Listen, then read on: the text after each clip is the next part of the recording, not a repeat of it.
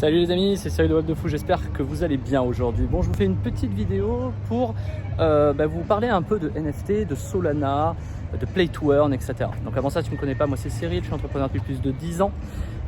J'ai fait beaucoup d'argent dans l'emailing, l'affiliation depuis plus de 10 ans. Et en tant que bon entrepreneur, je sais flairer les bonnes opportunités. En tout cas, j'espère les flairer régulièrement. Et c'est pour ça justement que je veux te partager ce que je vais te dire dans cette vidéo. Alors, de quoi est-ce qu'on va parler? On va parler des NFT. Je ne sais pas si tu sais ce que c'est les NFT. Les NFT, c'est des non-fungible tokens. C'est-à-dire c'est des cartes qu'on achète et sur lesquelles on arrive à gagner de l'argent puisque les valeurs de ces cartes augmentent, et donc en augmentant, tout simplement, on gagne de l'argent. Ça paraît logique, mais voilà, c'est comme ça que ça se passe. Moi, j'ai jamais compris les NFT. Je sais pas pour toi, moi, j'ai jamais compris les NFT. C'est-à-dire, j'ai jamais compris pourquoi il y a des gens qui achètent des cartes, attendent que ça se valorise et les revendent. C'est-à-dire, comment ça se fait que les cartes augmentent? Tout simplement parce qu'il y a beaucoup de gens qui en achètent, ou parce qu'il y a une hype, c'est-à-dire un côté qui fait que on a envie de l'avoir, tu vois, donc parce qu'il y a beaucoup de monde, parce que ça devient rare, ou parce qu'il y a une personnalité qui vient par exemple sur le projet dire voilà, cette carte elle est bien, etc. Tu vois, comme des sortes d'influenceurs en fait. Du coup, ça se fait connaître. Du coup, il y a des éditions limitées. Il y a souvent un nombre limité de cartes. Et donc, du coup, offre et la demande. Quand le nombre de cartes est limité, qu'il y a beaucoup de personnes, par exemple, tu n'as que 5 cartes disponibles et que tu as 50 000 personnes, le prix peut que augmenter. Maintenant, pour faire augmenter encore plus le prix, on donne une utilité aux cartes. C'est-à-dire que les utilités des cartes, par exemple, ça peut être plein de choses. Imaginons, demain, je vais au restaurant, je monte mon NFT, je dis « Hey, NFT restaurant, je sais pas quoi, j'ai plus besoin de payer mon resto puisque j'ai mon NFT. » Imaginons, tu vas chez ton coiffeur, ce genre de choses. Donc ça, c'est plus tard, ça arrivera plus tard. Mais c'est un peu le principe d'avoir cette utilité. Donc par exemple, aujourd'hui, si tu as LVMH, et c'est le cas, qui lance des NFT, en lançant des NFT, tu peux par exemple participer à des salons privés de LVMH ou au défilé d'LVMH. Ça sert à ça aujourd'hui, en tout cas c'est l'utilité qu'on essaie de donner aux NFT. Moi ce que j'en pense, c'est de la merde, c'est du bullshit, je te le dis honnêtement. Pourquoi?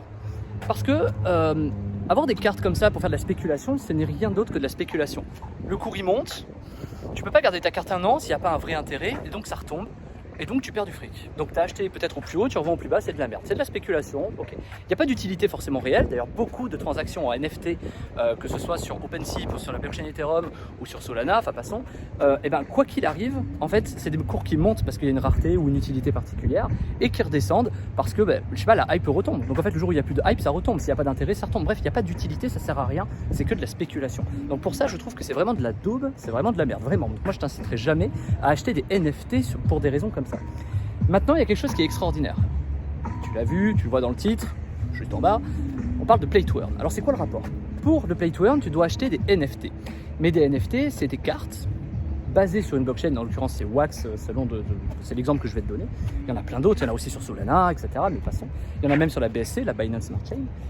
Mais la vraie question, c'est pourquoi les NFT sont plus importants sur le Play to Earn? Parce que imaginons, demain tu veux jouer à un jeu, tu joues à un jeu de guerrier, wow. Tu dois avoir une épée, un casque, une armure, etc. Tu achètes tes cartes, je sais pas, $1, $10, ça va dépendre quand est-ce que tu arrives dans le jeu. Tu achètes ta carte, $1 pour le casque, $1 pour l'armure, $1 pour l'épée, pour le bouclier, tout ça. Et puis tu peux commencer à jouer. L'avantage quand tu commences à jouer, c'est que du coup, ton NFT a véritablement de la valeur, a véritablement une utilité. Et donc cette utilité-là, ça permet de jouer à un jeu et de gagner de l'argent. C'est le Play to Earn. Pourquoi? Parce que par exemple, en tuant des ennemis grâce à ton épée, tu vas réussir à gagner du fric, quoi. Et en gagnant du fric, ce qui est génial, c'est que du coup, tu vas pouvoir échanger cet argent du jeu. Par exemple, tu vas gagner des coins du jeu, imaginons coin guerrier. Tu vas gagner de l'argent avec ce coin parce que tu vas avoir tué des gens avec ton épée. Ça va pouvoir s'échanger sur les marchés contre de l'argent, en tout cas un token réel, le token de la blockchain, en l'occurrence Wax, ou n'importe quel token, contre de l'Ethereum, contre du Sol, contre ce que tu veux en fonction de là où tu fais ton Play to Earn. Donc c'est l'avantage indéniable de ça. Du coup, il y a une vraie utilité d'avoir un NFT. C'est-à-dire que le NFT, pour le coup, il a non seulement une utilité directe, mais en plus de ça, tu peux l'améliorer. Je m'explique. Ok, ton épée, elle s'use. Donc tu dois acheter un autre NFT, par exemple, pour aiguiser ta lame. Mais du coup, tu peux aussi améliorer ta lame. Et donc, quand tu améliores des lames grâce à plusieurs NFT, par exemple, je sais pas, tu prends une meilleure lame, un meilleur manche, tu vois, peu importe, tu vois, c'est un exemple. Du coup, ta lame, elle s'améliore et donc elle augmente en valeur. Et là, ton NFT, il a un vrai sens. C'est-à-dire qu'il est régulé par l'économie du jeu. Et en plus, cette économie du jeu te fait gagner de l'argent. Tu vois l'idée? C'est quand même un truc de dingue. C'est quand même un truc de malade.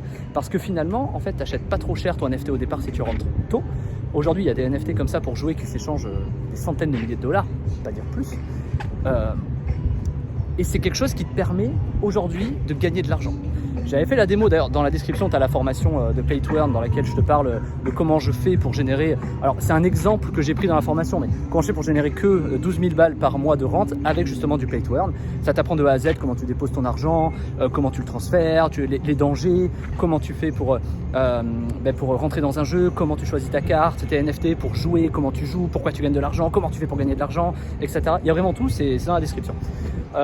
Le truc c'est que quand tu améliores tes armes, par exemple l'épée, si tu l'améliores, non seulement elle prend de la valeur, mais là où il y a une grosse intelligence, c'est que est-ce que tu peux pas éviter d'acheter des cartes pour améliorer, et est-ce que tu peux pas dans le jeu les gagner? Pour tous les geeks et les gamers qui jouent beaucoup aux jeux vidéo, qui passent des heures à essayer d'avoir des objets spécifiques, imagine quand tu gagnes un objet rare dans ton jeu. Tu es récompensé pour jouer et avoir des objets. Truc de fou. En plus, aujourd'hui, on est à l'aube. On est dans ce genre de jeu. Aujourd'hui, on est dans les années 2000 dans l'idée. C'est-à-dire que le Play to Earn, on a des petits jeux en 2D où tu as juste à cliquer. Donc, ça s'automatise extrêmement facilement. On n'est pas dans des jeux hyper bien faits, en 3D, etc. qui te permettent de faire des trucs de malade, tu vois. Parce que ça, ce serait difficilement automatisable.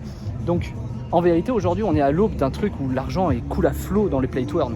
Parce que justement, ça s'automatise. On échange des ressources. Par exemple, je sais pas, tu joues à un jeu de bateau, tu dois amener des marchandises. Les marchandises, on te paye pour ça dans le jeu. Cet argent par lequel on te paye, tu peux l'échanger contre des tokens, tu peux l'échanger contre du bitcoin ou ce que tu veux. Donc c'est complètement dingue, tu vois. Et ton bitcoin, tu peux l'échanger bien sûr contre des euros ou des dollars. Donc du coup, c'est quand même assez extraordinaire et c'est vraiment l'avantage. Donc là, tu vois, les NFT ont une foutue utilité. On n'est pas sur de la spéculation, bien que bien entendu le prix des cartes et donc du jeu, de ce que tu gagnes, est bien sûr indexé par rapport au nombre de joueurs, par rapport au nombre de personnes qui achètent, le nombre de personnes qui gardent avec eux les cartes, puisque en les gardant, le cours du token augmente puisqu'ils ne les revendent pas. Et du coup, voilà, c'est quand même lié à une économie.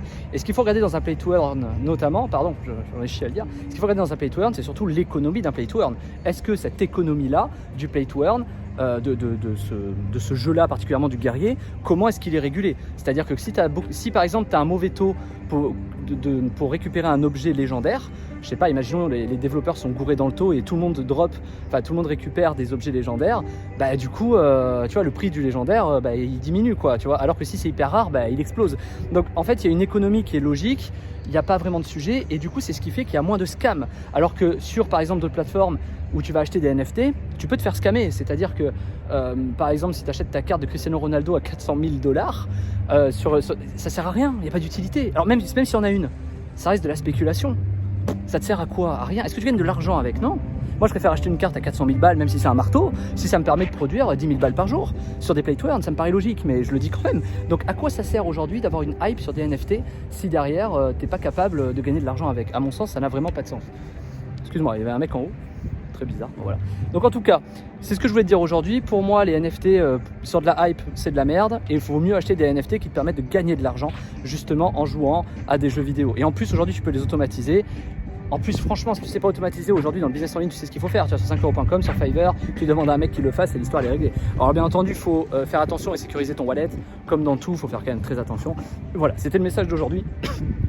Excuse-moi, je m'étouffe. Si tu as envie d'aller plus loin, je t'ai mis en description la formation Play to Earn pour gagner de 0 à... Enfin, tu peux gagner énormément d'argent en fait. Moi, dans la formation, je te montre comment je fais 12 000 balles de rente par mois avec cette formation.